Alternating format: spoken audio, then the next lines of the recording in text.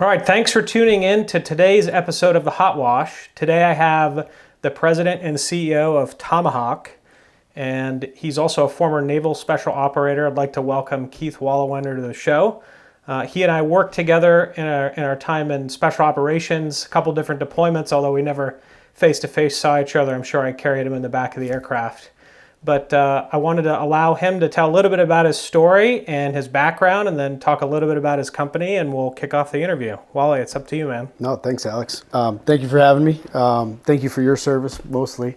The guys where you worked was definitely got us to where we were going, and we couldn't do our job as a team without you guys. So we really appreciate it. Yeah, just a little bit about me. I grew up in New York. Joined the Navy when I was 17. It was just something I always wanted to do. It was just the sense of duty, the sense of service. I joined pre 9/11. Was already at my first SEAL team when 9/11 hit. So I think on that day, a lot of people from our generation's lives changed that were in the military and law enforcement, and then as well, just around the world. But our lives and our trajectory definitely changed and where we were going to visit then. So that's really kind of the service, how it went. I did 15 years. I was medically retired after a helicopter crash, but we're here to talk about it today.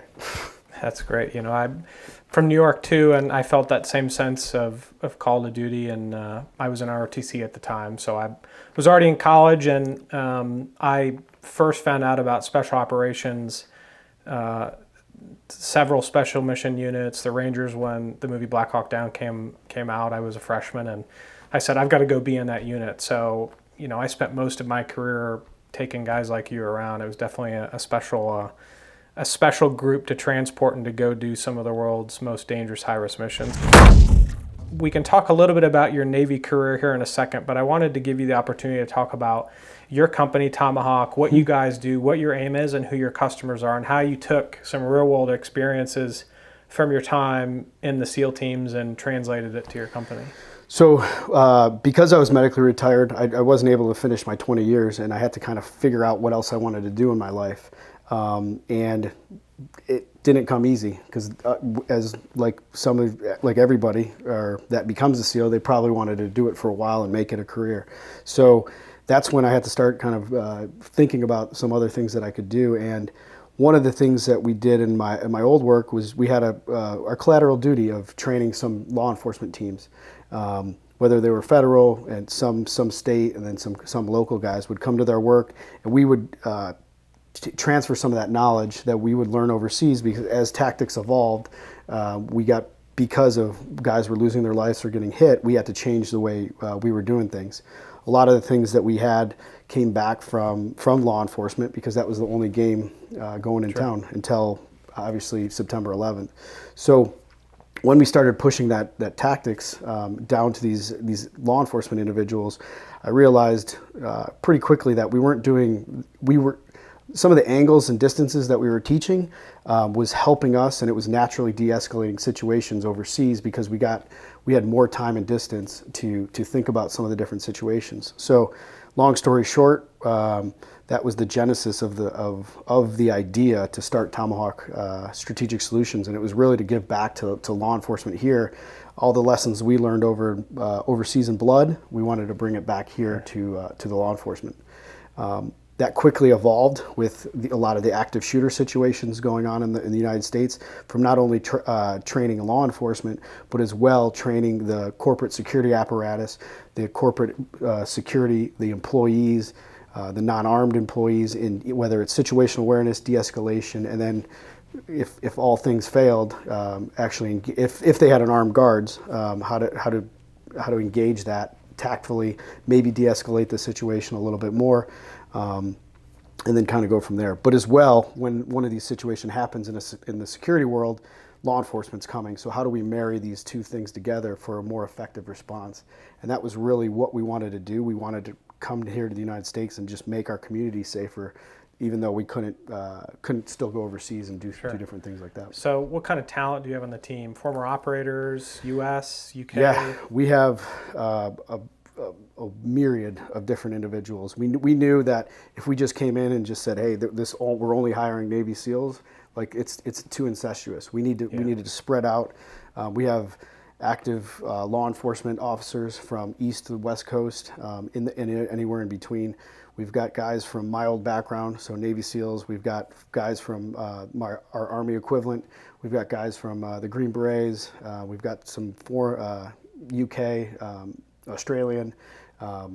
We've got corporate security experts. So we brought a lot of these individuals together for a purpose-built team to be very flexible and agile and bring some of these interesting, innovative things that what we did in our old world was think about how we can whether improve our tactics or solve harder problems. We brought this team together to solve some of these interesting security problems that we have. Sure. I think the most interesting thing about working with guys from special mission units is you figure out unique ways that aren't in a manual to go execute a mission. I remember one time I was working with a special mission unit, and they essentially had high-end Cannondales brought in to ride across a mountaintop to go capture or kill a bad guy.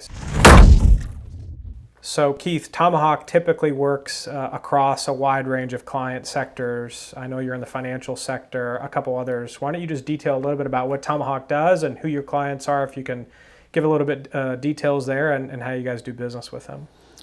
Yeah, we work with a myriad of different clients. It really depends on what they want or who they want from real estate companies to the financial institution to we've done work in the schools, we've done work and more importantly in the law enforcement agencies across the nation. So what type of problems are you typically solving? Is it hardened security? Is it PSD type work? It's training any one of the, it's training some of their armed guards, making sure that they're proficient in what they're doing. As we all know in our old profession, you can't just take one course and be good for the rest of your career. Yeah. There's got to be that sustainment training as different things as the threats are changing in the United States, in the world at all times. So you have to stay current with these emerging threats. Emergency medicine, the way we used to do things. We're making sure that these individuals that are prepared for any of these situations that could come up. And what we really want to do is make sure that they don't have to use a weapon or force at any time. Sure. So we want to hopefully defuse the situation before it. So teaching them a lot more of the situational awareness, de-escalation. But if something were to happen, we want to make sure that they're able to address the threat with the appropriate amount of force. Thanks for tuning in to today's episode of The Hot Wash. Before we get back to the interview, I wanted to mention two great charities that we're supporting. One is the Night Stalker Foundation, which supports 160th Special Operation Aviation Regiment soldiers, families, and contractors who are serving here and abroad. The next organization is Tomahawk Charitable Solutions. This organization was founded by Naval special operators and supports a wide variety of local causes here in Nashville and ones nationwide. You can check them out at tomahawkcharitablesolutions.org. Now back to the interview. Going back to the training side of it, the outside of the box thinking, I mean, most guys from the SEAL community will talk about BUDS as a great foundation. Survival school is certainly in there. What was some of the training that you did as a SEAL, either in the East or West Coast based teams or the unit that you were in, that you thought was the best training you had ever done, and things that you've carried from that training your team has instilled in your company now? So I don't think it was any one thing. I think it was the combination of the amount of training that we were able to do and the people that you worked with. And it was the people that you might not think about. If we needed to skydive, we didn't look in-house. We looked at the best ones in the world. So we'd go to the Red Bull guys, and they'd be able to teach us better ways to do things. We knew that we weren't the best at everything. So by going out there and finding those individuals that were better at us or better than us at a certain skill and learning from those individuals. So it's more of a mindset of how you're learning, not one thing exactly, I think brought us to that point. So just having that different mindset to know that you're not the best in the world. There's somebody always going to be better than you. But the amount of things that we had to do and be proficient at was, there was just a lot of them that we had to do. So finding those subject matter experts that have that, breadth of experience, 15, 20 years, and being able to pick them out, whether we had to do jungle training with Sure. some of our South American partners to mount training from some of our guys over in Britain because of Northern Ireland. So the experiences they had already. So I think it's that mindset to really go out there and find the best and learn from the best. So were you in your career, were you on a mountain team, a mobility team? Where was your special expertise, or was it just kind of all across the board? So for us, it was a little different. Like, it's all across the board. You had to know how to jump out of an airplane, and that was just to get there. Then from there, you had to know how to navigate, and then you had to do the assault, then you had to do whatever else came in there. But my primary, when I did the most of the work in my career, was an assaulter. And I was a point man on my little fire team, but yeah, I was one of the guys that just went through the doors. So you took all that time in training and obviously went overseas. How many rotations did you guys end up doing? I did 10 deployments, ranging from a couple weeks to 9 months. So really depended on where you were at and what was going on in the world. Yeah, I think I did about the same, but it was just more micro deployments to go into the hotspot or whatever. Let's talk about some decisions you made under pressure and how that training prepared you. So if you can recall any one thing where you made a very difficult decision, split second, what did you look back upon in that split second muscle memory that made you confident in either pulling the trigger or making a leadership decision? I think it was, like I said, going back, it's just learning from other individuals. I remember one time we were coming up on it was kind of a trench, and one of the Ranger blocking forces I knew where they were going to be just because of the pre-mission planning and everything like that. But this trench we really couldn't see on the pre-mission planning. So as we were kind of coming up it was going to put us in a situation where it would have been bad and there could have been a chance for friendly fire. So just recalling a mission that we had before in Iraq, but I was a lot younger back then, wasn't thinking on your feet on some of these other, just because you're younger, you're not experienced, coming back and being like, hey, you're seeing that this is evolving, and then holding back, calling your team leader, making sure that they're moving these blocking positions, just so, and you just start realizing that you're getting a lot smarter at the game. How did you get across the hurdles of working dislocated, different services, working with the Rangers or working with the Air Force guys? How did you guys get around that hurdle?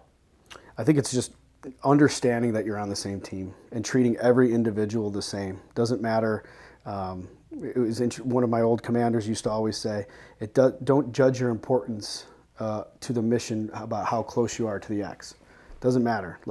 Just because I was going on the X didn't mean that the intel guy wasn't important. Didn't mean the supply guy was important. Didn't mean that the pilots were important. We only did this as a team, and knowing that it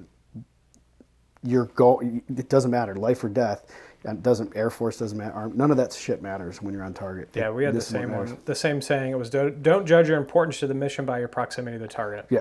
Yeah, same thing. We just called it the X. But I mean, we needed intel guys to look at the imagery. We needed to make sure the maintainers could fix the aircraft.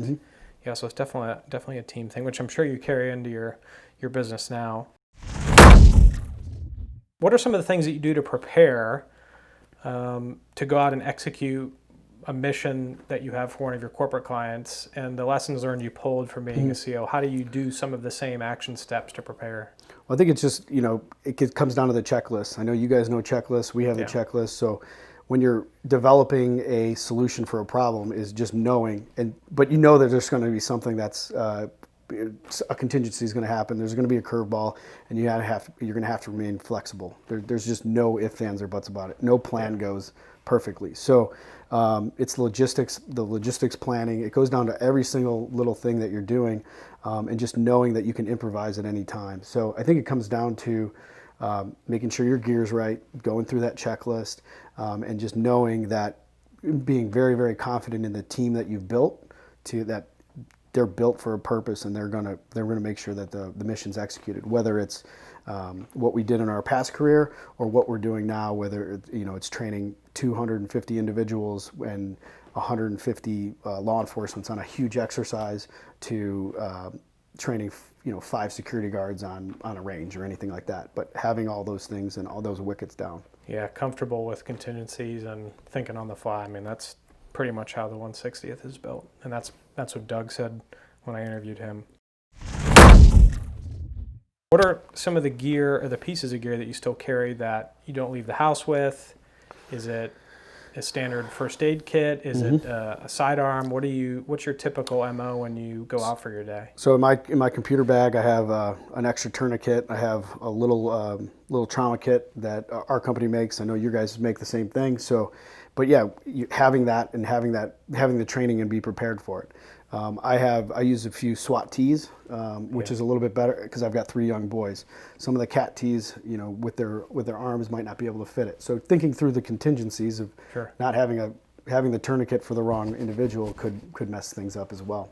So, and then my truck has multiples of all that because obviously tourniquets aren't just for getting shot. It's if motor traffic accidents. There's other things that can be out there for that. Having the chest seals. So having that amount of things in my truck, I have toe straps, just the whole myriad of things that are in my truck right now. All right, so Keith, tell me a little bit about your time in Naval Special Operations, maybe through an example of a mission you did that you can share with us and that you're comfortable with, and what you did to prepare for that and how you executed it. Yeah, I think just breaking a little off from that, one of the more interesting and one of the cool things I did was a while ago, I can't remember what year it was, but I asked my brother to kind of go on deployment with me under the guise that he couldn't tell my mom that I asked him. He was going to be deployed. So it was really cool. I ran the small team over there, and he was over with me. He augmented us, and we went out on more than a handful of combat missions, and just having your brother there, not only as a brother in arms, but your actual brother, it changes the game. But it's definitely one of the more important things I shared in my career is being with my brother, having a few pictures of us overseas, and kind of going into that level, but also thinking about some different things. When we had to go on helicopters, thinking about like, hey, just put him on that helicopter, put me on this helicopter, just for contingencies or something like that. But that was a really special time, and you wouldn't trade it for the world. Just being able to have that experience with your actual brother. Awesome. So when you were overseas with your brother, obviously you had to have permission from your mom to go, and so you were his team leader. How did your brother work with you as the quote-unquote team leader or boss of this deployment? No, it was good. He was professional the whole time. He was one of our lead navigators in some of the trucks that we were going in. He supported on some of the other things that we were doing. So it was really, he was like a catch-all where we needed an extra individual. He was the one that was able to plug in. So it was really, like I said, it was really cool to have him there, and then get him on some of the other missions that we were able to go on. So it was fun. Yeah. So this was 2000 and... This was 2009. In Iraq? Afghanistan. Okay, Afghanistan. Yep. Okay. Yeah, I was in Afghanistan in 2009 outside of Kandahar. Okay, so yeah, we were up north. Okay. Yeah, crisscrossing pass and deployments. I think we've probably served in the same spot 3 or 4 times. All right, last question. What advice do you have for people trying to get to the next level? Obviously, you went through really difficult training to get into the Navy, then you went through BUDS, and then you went through regular SEAL teams, and then obviously joined a special mission unit. So what advice do you have for people to get to that next level, either individually with their family, hidden base camp? What do you think that they need to keep in mind? I think it's going back into it. You always remember your reputation. Your reputation is the one thing you can control. So, but what that leads to is it leads to doing the right things when you're supposed to, making sure that your team gear is taken care of before your personal gear. So you're not. So if you're always thinking about that, you're always thinking about getting to the next level. You're being that team player, because like we've already stated, you can't do anything without a team. This isn't an individual sport. This isn't golf. You have to rely on the team. So being that team player will bring you to that next level. Obviously, there's the personal preparation that comes with all that. But understanding that what your reputation is, so that personal preparation, whether you're working out, whether you're studying for whatever, whether it's free fall school, making sure you're not failing, sniper school, or any of the other things that you're doing, your preparation at JTAC school, all those personal preparation is building skills for the team. So that's really what you're setting yourself up for total success. Team sport, not only in the ground but in the air. So something that I think we all learned very early on in our special operations career. Well, that's all I have for the interview. Yep. I just wanted to say thanks for coming on and sharing the time. Let's not forget the guys who've served, who are serving, and those we've lost. For those of you who've tuned into this episode of The Hot Wash, thanks so much for joining in, and catch us on our next episode. Nice Talkers Don't Quit. Haven